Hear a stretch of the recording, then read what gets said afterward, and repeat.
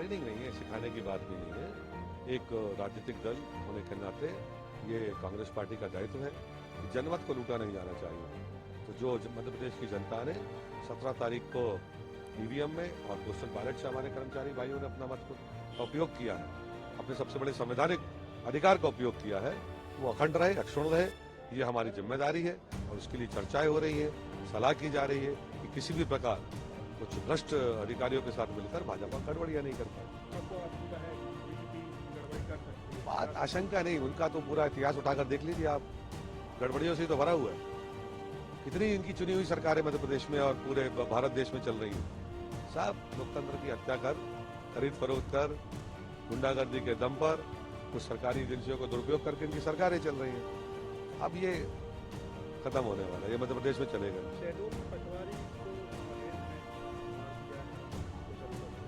हाँ, मुझे भी हम बैठक में ही थे, ये दुर्भाग्यपूर्ण जानकारी पता चली। तो हमेशा से कहते रहे कि मध्य प्रदेश में कानून की व्यवस्था बद से बदतर होती जा रही है और उनके प्रति, परिवार के प्रति मेरी विनम्र श्रद्धांजलि भी है। और मैं तो यही मांग करूंगा कि जो बर्बर तरीके से इस प्रकार से उनकी हत्या की गई, उन अपराधियों के ऊपर तत्काल कोई भी हो कड़ी से कड़ी कानूनी कार्रवाई।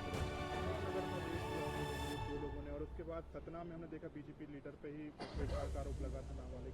चाल चरित्र और चेहरा ये अपना सबको बताते हैं, पर आईने में देखते नहीं है।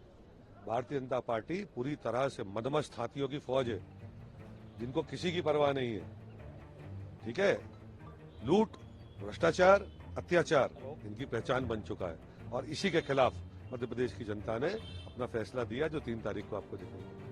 में भी ट्रेनिंग हुई थी और 2023 में भी हो रही। स्पष्ट है कि कोई भी असावधानी नहीं बरते और बिल्कुल तरीके से ट्रेनिंग पे ध्यान दें, और ताकि कहीं जैसे पोस्टल बैलेट इस बार 80+ और दिव्यांगों के पहले 7 दिन पहले डले, और अलग अलग तरीके से जो वोटिंग हुई है उसके अंदर कुछ नियम कायदे भी चेंज हुए, उसके ऊपर कैसे ध्यान दें, इसके लिए ट्रेनिंग पिछली बार भी हुई थी, इस बार देखिए हमेशा कोशिश बीजेपी करती है, पर कोई भी प्रत्याशी इतना कमजोर नहीं होता कि जो गड़बड़ी करना। स्पष्ट है, अधिकारियों को भी सीधी बात है कि कोई ने गड़बड़ी करने की कोशिश करी तो 3 तारीख निकल रही, 4 के बाद सरकार आ रही है, कोई ने भी इस तरह की कोशिश करी तो उसको फिर समय बाकी सब बदलते हुए बताएंगे।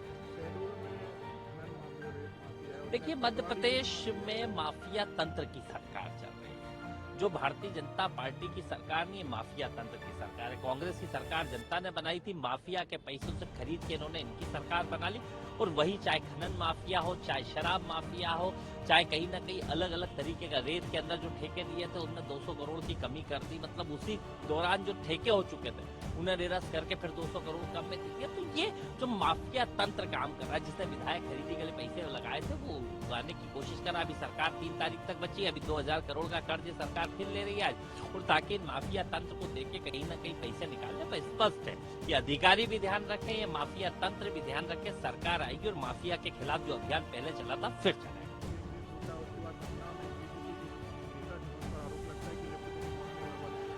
देखिए हर वो अत्याचारी बीजेपी का एक नारा था, बेटी बचाओ बेटी पढ़ाओ। बचाओ किससे? भारतीय जनता पार्टी के नेताओं से, भारतीय जनता पार्टी के शासित राज्यों से।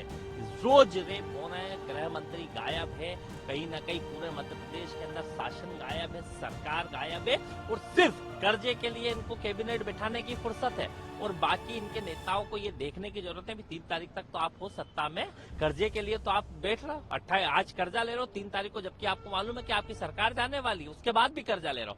पर इन माफिया तंत्र पर कार्रवाई क्यों नहीं करते? कभी पटवारी की हत्या हो रही है, कभी रेप हो रहा है, कभी बलात्कार हो रहा है। कानून व्यवस्था है क्या और स्थिति क्या है? स्पष्ट रूप से कानून के खिलाफ, कानून के साथ खिलवाड़ करने का काम किया।